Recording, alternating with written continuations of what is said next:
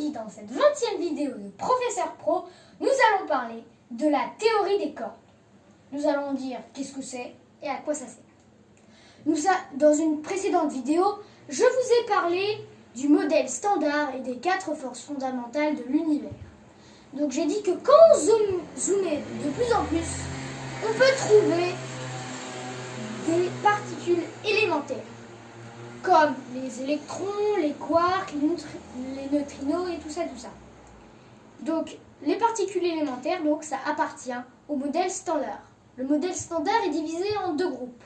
Les fermions, qui représentent l'univers lui-même, et les bosons, qui sont des messagers qui transportent une force fondamentale de l'univers.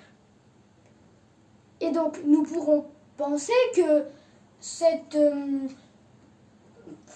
ce modèle standard, c'est la théorie du tout. Elle peut tout décrire. Mais arrêtons-nous un peu. Donc, parmi les forces fondamentales de l'univers, il y a l'électromagnétisme, transporté par le photon. La force nucléaire forte, transportée par le gluon. La force nucléaire faible, la radioactivité, transportée par les bosons W+, W- et Z0. Le boson de Higgs, qui transporte la masse. Attendez un peu, c'est tout? On n'en a cité que 3 forces fondamentales de l'univers. Il en manque une 4e, la gravitation. Et le problème de la gravitation, c'est que ce n'est pas une force banale comme ça. C'est une force très très particulière parce que c'est la courbure de l'espace-temps lui-même. Si les particules, les bosons étaient les acteurs, la gravitation serait la scène. Et c'est bien ça le problème. C'est que par exemple, si on mettait la particule qui transporte, entre guillemets, la gravitation qu'on appelle le graviton, dans le modèle standard, tout s'effondre. Les résultats donnent des choses absurdes, des choses infinies. Donc on se dit, on ne pourra pas faire de théorie du tout. Mais certains ont pensé à des théories qui peuvent être des théories du tout. Il y a la théorie quantique à boucle, qui fait rendre quantique la gravité aussi, et la théorie des cordes, dont je vais vous en parler dans cette vidéo. Donc reprenons. Le modèle standard, c'est des particules à 0 dimension qui ont des propriétés différentes. Le spin, la charge électrique, tout ça. Mais, la théorie des cordes remplace chaque particule par une corde.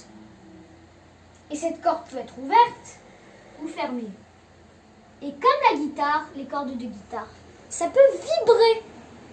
Chaque vibration correspond à une particule. Et donc c'est ça qui fait rendre plusieurs particules. Il y aura plusieurs particules pour chaque vibration de corde.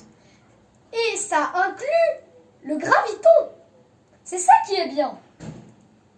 Ça inclut le graviton. Bon, c'est bon comme ça.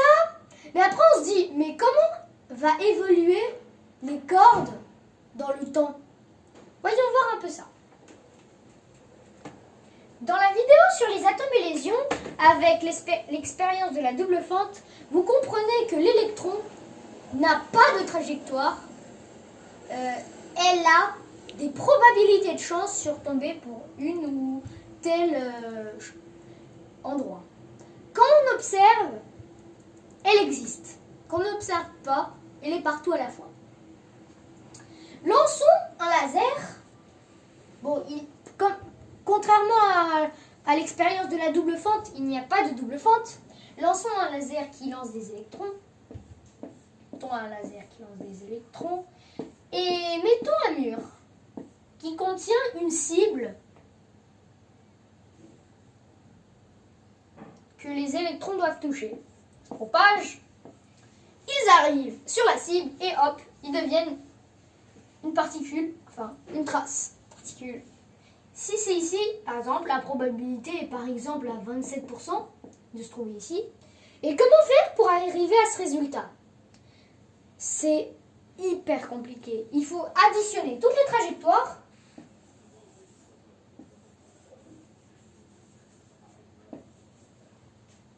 ainsi que les interactions, c'est-à-dire donner une particule et la récupérer.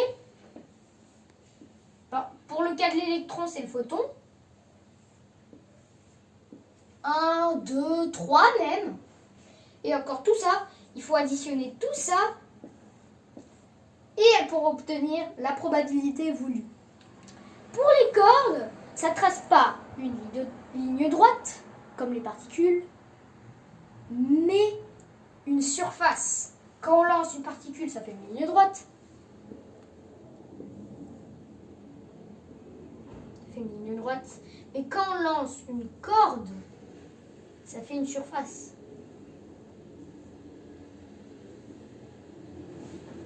Et justement, cette surface, il faut rajouter aussi les vibrations de cordes.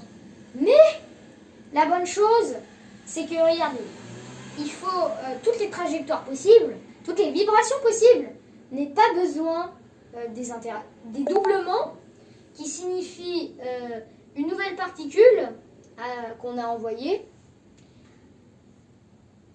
Et le fait qui est comme ceci, c'est quand les particules sont reprises, et bah ceci en fait. Et bah ça fait une figure géométrique avec un trou.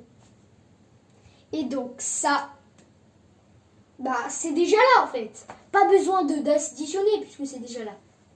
Donc ça, donc on va se dire, ah oui, la théorie des cordes, c'est une bonne théorie. Il y a déjà tout ça qui est bien fait.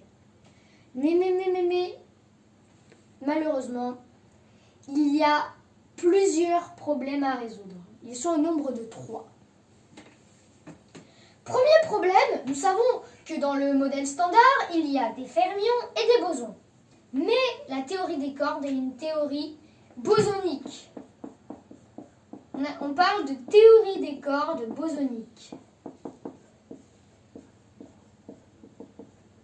La théorie des cordes bosoniques, c'est le fait que la théorie des cordes ne s'applique qu'aux bosons et pas aux fermions.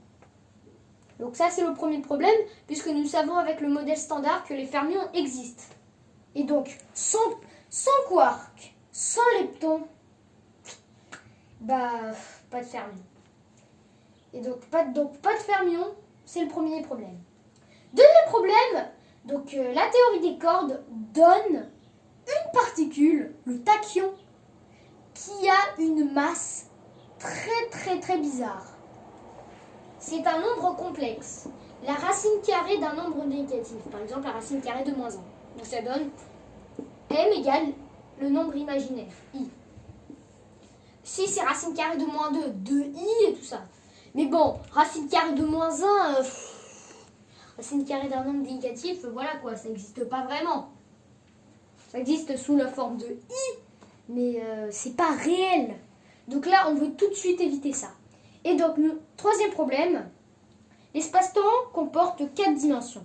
3 dimensions d'espace, 1 dimension de temps.